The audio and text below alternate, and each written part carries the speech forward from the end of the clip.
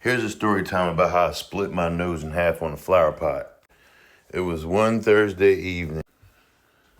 My cousin and I were playing Madden 2004 on the GameCube. And I remember he was getting mad because I would never let him play the game. But my aunt said, "Hey, who wants Chinese?" Because it was a Thursday in the afternoon and it's lunch special time. And growing up in that household, we never got anything of our own. But when it became Top's China's lunch special, we all got our own individual meal.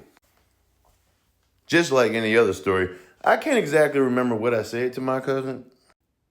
But whatever I said to my cousin had to be somewhere along the lines of borderline disrespectful. Because when I ran out of that room, because I was excited to go get the Chinese, he stepped on my coat and pushed me from behind, and I fell into a flower pot. And it was one of them antique flower pots, like the porcelain ones, like with the good design. I fell in it. I got up.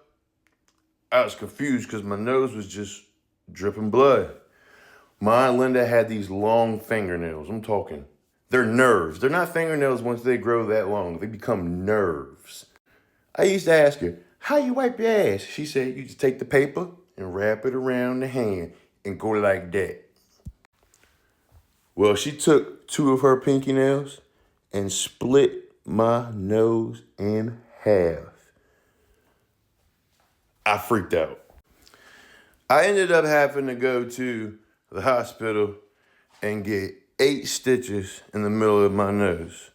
However, if you can see it right there, it's like a line right there. However, I remember sitting on the back of that bed, the hospital bed, looking out the window, and I seen my cousin looking in at me, and I started screaming. But he's still my brother, I promise you. I wouldn't trade anything in the world. Sometimes in life, you gotta go through things. He's the same guy that used to shoot me point blank range in my titty with a paintball gun. Same guy used to jump off houses with, tombstone me on top of the roof. Everybody asks me why I'm hard-headed. I said, well, you ever been tombstone on top of a roof?